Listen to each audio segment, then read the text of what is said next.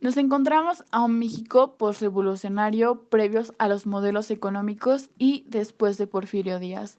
Los presidentes Plutarco Elías Calles, Álvaro Obregón y Venustiano Carranza tienen un fin de pacificar al país, crear instituciones como la banca, secretarías de educación pública o del trabajo y partidos políticos como el PRM, con el fin de no más golpes de Estado y que los políticos no se estén peleando entre sí.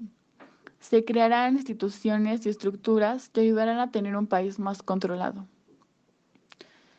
El Estado benefactor empezó con el presidente Lázaro Cárdenas, con la expropiación petrolera, el fomento a la educación pública y su extensión de ella, la creación del Instituto Politécnico Nacional y la aplicación de la Constitución, ya que en el México revolucionario existía solamente que no se había aplicado como tal.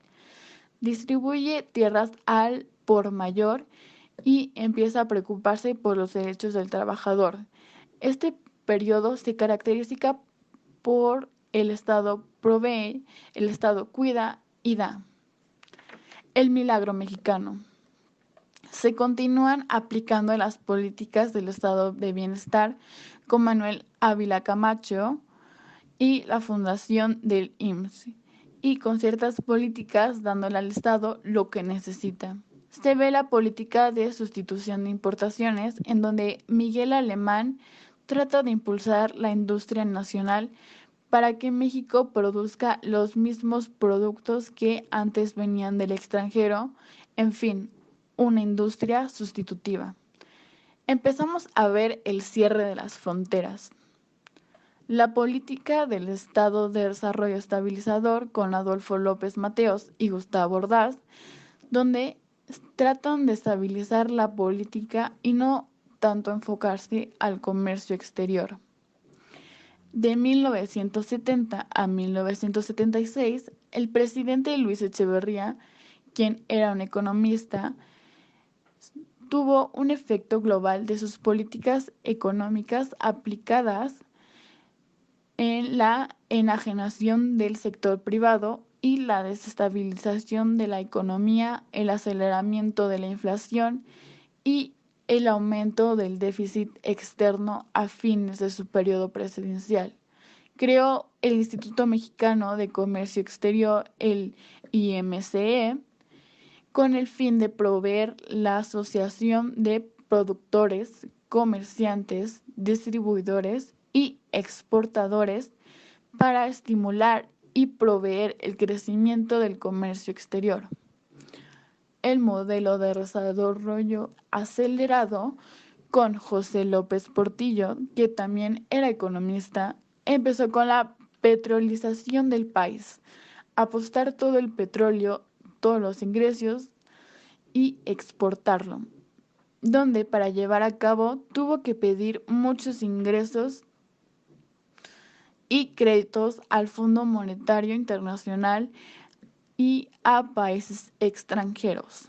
Endeudó muchísimo al país y la deuda empezó desde que México nació independiente desde 1981, ya que España le dijo que le debía dinero por los costos de guerra, Francia e Inglaterra también. En 1981 se resuelve el conflicto de los países árabes y vuelve la producción de petróleo, por lo tanto baja el precio y México quiebra. Las empresas quiebran y el desempleo aumenta. En 1982 termina el modelo económico mercantilista, en donde el Estado protege, provee y cuida. Estados Unidos también se vino abajo, pero su recuperación de las guerras de Árabes y Vietnam, esto dio una vuelta, ya que en el momento las equivalencias de las monedas de diferentes países tenían como referencia el dólar de Estados Unidos, y esta se recupera ya que sube los intereses. Solo afectó a los que debían dinero, como México. Aquí vemos que todo el periodo de México, desde 1920 hasta aquí, tuvo un modelo mercantilista. La única forma de recuperarse de la deuda y de la crisis era pidiendo de nuevo al Fondo Monetario Internacional, pero le ponen condiciones esta vez, de que México se abra al comercio y cambie a un modelo neoliberalista, donde se firma un tratado del arancel, el GATT, Comercio Libre Mundial. Pero hasta 1986 México entra oficialmente en el GATT. En 1985 México entra en una crisis social por el terremoto que dejó también al punto de la quiebra. Y en 1986 explota el volcán Chichonal. Luego, Carlos Salinas, fiel creyente del neoliberalismo, firma el Tratado de Libre Comercio de América del Norte, el TLCN, donde se forman un mercado regional norteamericano, donde está involucrado Estados Unidos, Canadá y México. La privatización máxima de empresas estatales, incluida la banca, y la implementación del Programa Nacional de Solidaridad. El impacto social del tratado es una ola de reformas donde se reforma la Constitución para que las tierras puedan vender y los puedan trabajar extranjeros y para que los trabajadores poco a poco pierdan sus derechos laborales.